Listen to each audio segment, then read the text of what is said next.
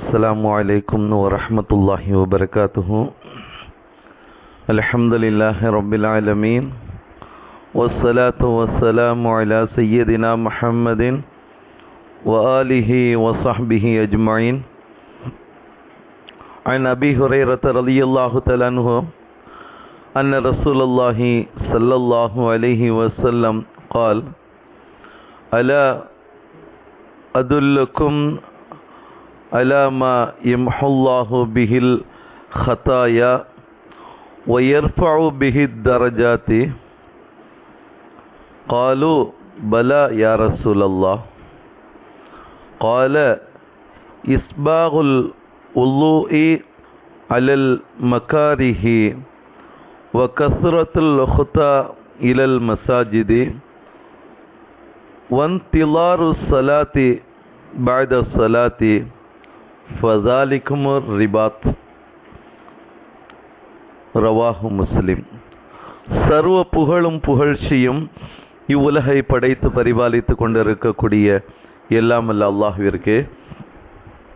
அண்ணலும் பெருமானார் ஸல்லல்லாஹு அலைஹி வஸல்லம் அவர்கள் மேற்காணக்கூடிய ஹதீஸின் மூலமாக சில விஷயங்களை நமக்கு உபதேசித்து காண்பிக்கிறாங்க.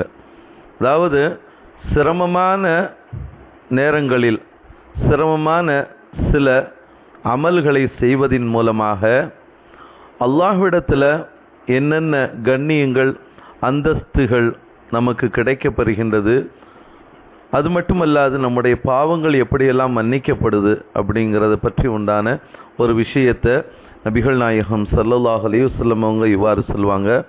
அபூ ஹுரைரா ரலியல்லாஹு தஆலா அன்ஹு அவர்கள் அறிவிக்கக்கூடிய இந்த ஹதீஸ் முஸ்லிம் ஷரீஃபில் பாபு ஃபதுலி இஸ்பாகில் உலூஇ கிதாபு தஹாரா என்ற அந்த பாடத்தில் பதிவு செய்யப்பட்ட ஒரு செய்தியை நம்ம பார்க்குறோம். நபிகள் நாயகம் ஸல்லல்லாஹு அலைஹி வஸல்லம் இவ்வாறு கேட்டாங்க: அலா அதுல்லுக்கும் அலாமா யம்ஹுல்லாஹு பிஹில் ஹதாயா வ யர்ஃபஉ பிஹி தரஜாத்.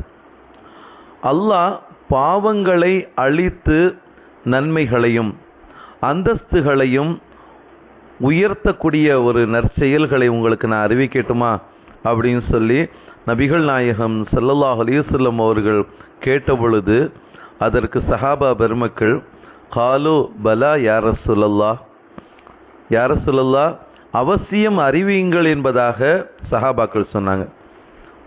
உடனே நபிகள் நாயகம் ஸல்லல்லாஹு அலைஹி வஸல்லம் இவ்வாறு சொன்னாங்க: கால இஸ்பாகுல் உலூஇ அலல் மக்காரிஹி.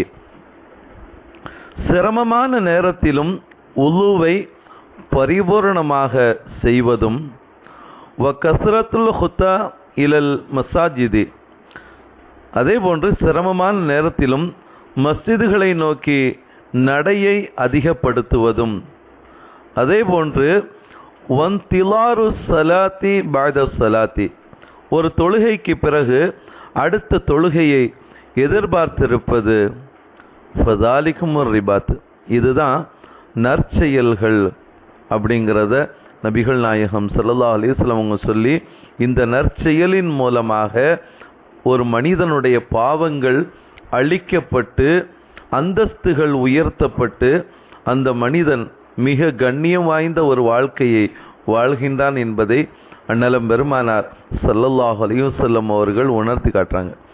ஆக இப்படிப்பட்ட ஒரு தொழுகையினுடைய விஷயத்தில் கடும் குளிரிலும் ஒரு மனிதன் அதிகாலையில் எழுந்திருச்சு உலு செய்து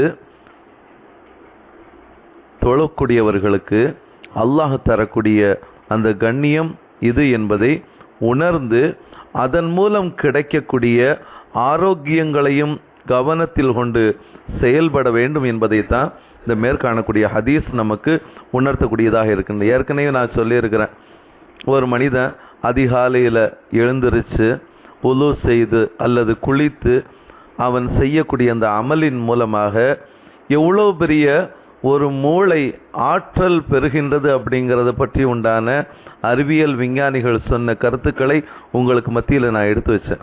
அந்த அளவுக்கு அல்லாஹு தாலா நாம் செய்யக்கூடிய ஒவ்வொரு அமலுக்கும் எவ்வளோ பெரிய ஒரு பலனை தருகின்றான் அப்படிங்கிறத நாம் என்ன செய்யணும், நினச்சி பார்த்து நம்ம அமல் செய்யணும். ஏன்னா சிரமங்களை தாண்டியே சுவனம் கிடைக்க பெறும் என்பதை கீழ்காணக்கூடிய ஒரு ஹதீஸ் உணர்த்தக்கூடியதாக அமைந்துள்ளது. அதனால தான் நல்லடியார்கள் கூட என்ன செய்வாங்க, அந்த சிரமங்களை சுகமானதாக என்ன செய்வாங்களாம், ஏற்றுக்கொள்வாங்களாம். ஹசரத் அபூ ஹுரைரா ரலியல்லாஹு தஆலா அவங்க அறிவிக்கக்கூடிய ஒரு ஹதீஸ் புகாரி ஷரீஃபிலும் முஸ்லிம் ஷரீஃபிலும் பதிவு செய்யப்பட்டிருக்கின்றது. நபிகள் நாயகம் ஸல்லல்லாஹு அலைஹி வஸல்லம் அவங்க இவ்வாறு சொல்வாங்க, அதாவது ஹுஜிபத்தின் நாரு பிஷ்ஷஹவாத்தி, நரகங்கிறது மனோ இச்சைகளை கொண்டு, ஆசைகளை கொண்டு, சுகங்களை கொண்டு சூழப்பட்டிருக்கின்றது, மூடப்பட்டிருக்கின்றது என்பதாக நபிகள் நாயகம் ஸல்லல்லாஹு அலைஹி வஸல்லம் அவங்க சொல்லிட்டு, வ ஹுஜிபத்தில் ஜன்னத்து பில் மகாரிஹி, அதே போன்று சொர்க்கம் கஷ்டங்களாலும் சிரமங்களாலும் சூழப்பட்டுள்ளது அப்படிங்கிறத நபிகள் நாயகம் ஸல்லல்லாஹு அலைஹி வஸல்லம் அவங்க சொல்லியிருக்கிறாங்கன்னா அதை நாம் சிந்திச்சு பார்க்கணும். நரகங்கிறது ஆசைகளால் சூழப்பட்டதற்கான சில காரணங்களை நாம் பார்க்கின்ற பொழுது தடை செய்யப்பட்ட சுகங்கள் அது என்னென்ன அப்படிங்கிறத நாம் பார்க்கின்ற பொழுது ஹராமான பார்வைகள். ஒரு தவறின் பக்கம் பார்க்கின்ற பொழுது அது சில இன்பங்களை தரக்கூடியதாக இருக்கும், ஆனால் அதை பார்ப்பது ஹராம்ங்கிறத நாம் கருத்தில் கொண்டு அதை விட்டும் தவிர்ந்து கொள்ளக்கூடியவர்களாக இருக்க வேண்டும். அதே போன்று ஹராமான செல்வம் நமக்கு வரக்கூடிய அந்த செல்வமாகப்பட்டது ஆகுமாக்கப்படாத விதத்தில் வரக்கூடிய அந்த செல்வம். அதே போன்று மனிதனுடைய ஆசைகள், அது மட்டுமல்லாது அவன் தேவையில்லாமல் கோபம் கொள்ளக்கூடிய, அதே போன்று அகம்பாவம் கொள்ளக்கூடிய இவைகள் அனைத்தையும் ஒரு மனிதன் பின்பற்றினால் அறியாமலேயே என்ன செய்வான், நரகத்திற்கு செல்லக்கூடிய ஒரு நிலைகள் அந்த மனிதனுக்கு நேரிவிடும் என்பதாக ஹதீஸின் மூலமாக நாம் அறிய முடிகின்றது.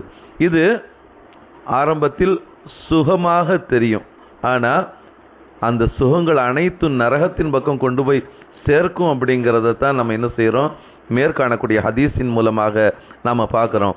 அதே போல் சொர்க்கம் கஷ்டங்களால் சூழப்பட்டுள்ளது அப்படிங்கிறத நாம் பார்க்கின்ற பொழுது அதற்கு உதாரணமாக ஃபஜ்ர் தொழுகைக்கு விழிப்பது எல்லா மனிதர்களுக்கும் கொஞ்சம் சிரமமாக தெரியும், ஆனால் அதனுடைய மகத்துவம் எவ்வளோ பெரியது அப்படிங்கிறத பலதரப்பட்ட ஹதீஸுகளின் மூலமாக நம்ம பார்த்துருக்குறோம். அதே போன்று நோன்பின் மூலமாக மனிதன் பசி தாகத்தோடு, என்ன நோன்பு இவ்வளோ பெரிய ஒரு சிரமத்தை ஏற்படுத்துது, பசியாக இருக்குது, தாகமாக இருக்குது அப்படின்னு சொல்லி அந்த கஷ்டங்களை நினச்சி உணர்ந்து அந்த மனிதன் என்ன செய்கிறது, அந்த கஷ்டங்களை ஏற்றுக்கொள்வது. அதே போன்று ஒரு ஹராமான விஷயம் இருக்குதுன்னா அது நமக்கு இன்பம் தரக்கூடியதாக இருந்தாலும் கூட அதை விட்டும் தவிர்ந்து கொள்ளுதல். அதே போன்று பொறுமை காக்குதல், ஏதாவது ஒரு விஷயத்தில் சோதனை ஏற்பட்டால் பொறுமை காக்கக்கூடிய ஒரு தன்மைகள். அதே போன்று நஃப்ஸை கட்டுப்படுத்துதல், இவைகளின் முடிவு சொர்க்கம் என்பதை நமக்கு மேற்காணக்கூடிய ஹதீஸின் மூலமாக நம்ம பார்க்குறோம். ஒரு சின்ன ஒரு உதாரணம், ஒரு சரிவான பாதை போல ஒரு மனிதன் நடப்பதற்கு சுலபமாக இருக்கும், ஆனால் அந்த சரிவான பாதையில் கொஞ்சம் தடுமாறிவிட்டால் கீழே விழுந்து விட நேரிடலாம். இதுதான் நரகத்திற்கு உதாரணம் அப்படிங்கிறத வரலாற்று ஆசிரியர்கள் சொல்லுவாங்க. அதாவது இறக்கத்தில் இறங்குறப்ப ரொம்ப இலகுவாக இருக்கும், ஆனால் கொஞ்சம் சிலிப்பாச்சுன்னா என்ன செய்வோம், கீழே விழுந்துருவோம். இதே போல தான் சில இன்பங்கள் என்ன செய்யும், தடுமாற்றங்களின் மூலமாக நரகத்தை கொண்டு வந்து சேர்த்துவிடும். அதே போன்று ஒரு மேட்டில் ஏறுறாங்க, ரொம்ப கஷ்டப்பட்டு வியர்வை, சோதனை, சிரமம், ஆனால் மேலே சென்று பார்க்கின்ற பொழுது ஒரு அழகிய தோட்டம் இருக்குன்னா அதுதான் சொர்க்கத்திற்கு உதாரணம் அப்படிங்கிறத வரலாற்று ஆசிரியர்கள் சொல்லுவாங்க. ரொம்ப கஷ்டப்பட்டு மேலே போன உடனே ஒரு இன்பமான விஷயங்களை பார்க்கின்ற பொழுது எப்படி மகிழ்ச்சி ஏற்படுகின்றதோ அந்த சிரமத்திற்கு பிறகு அதுதான் சொர்க்கத்திற்கு உதாரணம் அப்படிங்கிறத இந்த ஹதீஸை கொண்டு நமக்கு சில பாடங்களை நமக்கு கற்றுத்தர்றாங்க. ஆக வாழ்க்கையில் ஒரு செயல் இனிமையானதாக தெரிந்தால் அது ஹலாலா ஹராமா என்கின்ற அந்த சிந்தனையோடு செயல்பட்டு நற்செயல்களை நம்ம என்ன செய்யணும், முற்படுத்தி அல்லாஹ்வுக்குரியதாக ஆக்கி கொண்டால் அதுதான் நமக்கு சுவனத்தை பெற்றுத்தரக்கூடியதற்கு காரணமாக அமையும் என்பதை இந்த ஹதீஸுகளின் மூலமாக நாம் அறிய முடிகின்றது. எல்லாம் வல்ல அல்லாஹ் அத்தகைய பாக்கியமான மனிதர்களாக இருலகிலும் வாழ்வதற்கு வல்ல இறைவன் நம் அனைவருக்கும் கிருபை செய்வானாக. ஆமீன். வாஹிர் தஅவானா அனில் ஹம்துலில்லாஹி ரப்பில் ஆலமீன். அஸ்ஸலாமு அலைக்கும் வரஹ்மத்துல்லாஹி